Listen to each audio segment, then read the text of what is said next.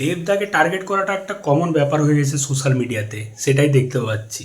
তো রানাঘাটের একটি বাচ্চা মেয়ে অস্মিকা, যার একটি বিরল রোগ হয়েছে, যার জন্য 16 কোটি টাকা লাগবে তার চিকিৎসার জন্য। তো এটা কোনো মধ্যবিত্ত পরিবারের কাছে একদমই অসম্ভব ব্যাপার, এতটা টাকা দেওয়া, এতটা টাকা বার করা, যেটা কোনো মধ্যবিত্ত বাবা মায়ের কাছে একদম অসম্ভব ব্যাপার। তো আমি চাই যে বাচ্চাটা সুস্থ হয়ে যাক, সুস্থ হয়ে বাড়ি ফিরুক। বারবার কেন দেবদাকে টার্গেট করা হয় আমি সেটা বুঝতে পারি না।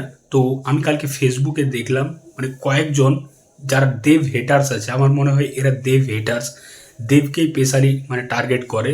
তো তাদের কিছু পোস্ট দেখলাম আর কি, তোমাদেরকে সেটা আর কি দেখাচ্ছি। দেখো, তো একজন রেশমি বিশ্বাস বলে একজন, দেখো লিখেছে, দেব এই ভদ্রলোককে চিনে রাখুন, ইনি অনেকের হৃদয়ের লোক। অস্মিকার বাবা মা চিকিৎসার জন্য সাহায্য প্রার্থনা করেছিল, উনি সাড়া দেয়নি, কিন্তু একগুচ্ছ টাকা খরচ করে ঘাটালে শিশু মেলা করছে, কি যেন খাদান মুভি দেখার জন্য হাত জোড় করে রাস্তায় রাস্তায় ঘুরে বেড়াচ্ছে। আচ্ছা, তারপর আরেকজন রয়েছে সুজন ভুইমালি বলে যে একজন রয়েছে ব্যক্তি, মহান মানব ব্যক্তি।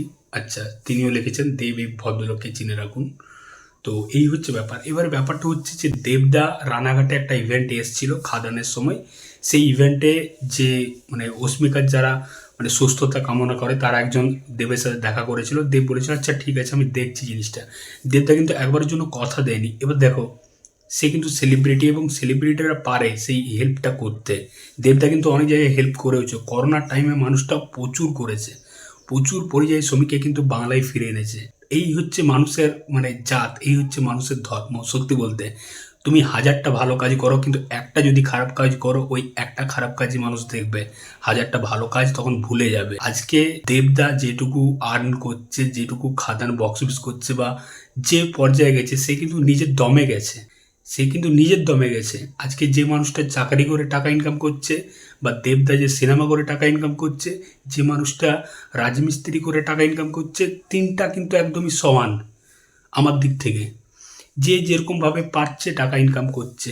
এইবার তুমি বলতে পারো, রিকোয়েস্ট করতে পারো যে দেবদা তুমি এই বিষয়টা দেখো, তুমি একটু হেল্প করো, কিন্তু তুমি এটা একদমই চাপিয়ে দিতে পারবে না। এটা একদমই তুমি মানে সেই মানুষটাকে নেগেটিভিটি দেখাতে পারবে না। এই যেমন বলছি যে দেব এই মানুষটাকে দেখুন, এই মানুষটাকে চিনে রাখুন, এ একদম খারাপ লোক, এই সেই, এগুলো একদমই ভুল। এবং দেবদা বরাবর ইন্টারভিউতে বলে যে সেলিব্রিটিরা সব টার্গেট হয়ে থাকে, সত্যি তাই। আরও পাঁচজন রয়েছে, তাদেরকে কিন্তু টার্গেট করছে না, এই মুহূর্তে দেবদাকে টার্গেট করছে। এবং বরাবরই দেখেছি দেবদাকে টার্গেট করা হয়, কেন হয় জানি না। তো এটা খুবই খারাপ করছে। আচ্ছা, তোমাদেরকে আরেকটা প্রুফ দেখাচ্ছি। দেখো, মানে অরিজিৎ দেব বলে একজন কন্টেন্ট ক্রিয়েটার আছে, তোমরা হয়তো তাকে চেনো সোশ্যাল মিডিয়াতে, ফেসবুকে। তো কেমনভাবে দেবের নামে উল্টাপাল্টা মানে মিথ্যা রটানো হয়, সেটাই আরেকটা প্রমাণ। দেখো, 16 কোটি টাকা দিয়ে কোন রকম চিকিৎসার ব্যবস্থা দেব করছে না, এটা আমি বলছি না, এটা জিদ্দার অনেক ফ্যান পেজ থেকে এই কথাগুলো রটানো হচ্ছে। আমি নিজে ব্যক্তিগতভাবে জিদ্দার ডাই হার্ট ফ্যান, কিন্তু তারপরেও বলবো এই নোংরামিগুলো ইমিডিয়েটলি বন্ধ করা উচিত। স্পিকার মার সাথে আমার মোটামুটি রেগুলার বেস কন্ট্যাক্ট হয়, দেবদার কোন রকম এরকম কথা দেননি, ইভেন হয়তো দেবদার কাছে এই কথাটা পৌঁছায় অব্দি নি। আর বিলিভ করে এরকম কোনো ঘটনায় কিছু জিত ফ্যান্সরাও আছে, সব জিত ফ্যান্সরা বলছি না, কিছু জিত ফ্যান্সরা আছে তারা দেবকে হেট করে, দেব হেটার্স। এবং কিছু মানুষ তো দেবকে প্রথম থেকে হেট করে আসছে, তারাও এই জিনিসটা রটায়, দেবের নামে খারাপ এই কুৎসাগুলো রটায়। তো এটা রটিয়ে কোনো লাভ নেই ভাই। আমি জানি না দেবদাকে কেন টার্গেট করে, এই মানুষটা কারোর পেছনে লাগে না। মানে আজ পর্যন্ত মানুষটার কোনো মানে নেগেটিভ আমি কিছু দেখতেই পাই না, সেটা রাজনৈতিক দিক থেকে হোক বা আমাদের সিনেমা জগতের দিক থেকে হোক। রাজনৈতিক প্রত্যেকটা দলকে সে সাপোর্ট করে, প্রত্যেকটা দলের বিষয়ে সে ভালো কথা বলে, খারাপ কিন্তু আজ পর্যন্ত বলে না। এমন না যে কারোকে খারাপ বলে সে মানে নিজের দলকে ভালো বলছে, এরকম কিন্তু না। এবং সিনেমার দিক থেকেও এই যে খাদান সন্তান নিয়ে এত বাওয়াল হলো, রাজ চক্রবর্তী কত পেছনে লাগলো সন্তান সন্তান করে, ঋত্বিক চক্রবর্তী কত কথা বললো, তারপরে এই যে শিবপ্রসাদ নন্দিতার যে কেসটা হলো, দেব কিন্তু একটাও খারাপ কথা বলেনি কারোকে।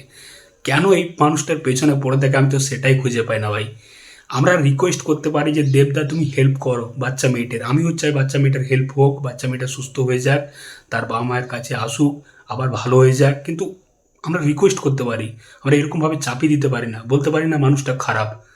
এই জিনিসটা খুবই খারাপ। তো তাদের এই টার্গেটে যাই না তারা কতটা কি সফল হতে পারবে, দেখা যাক।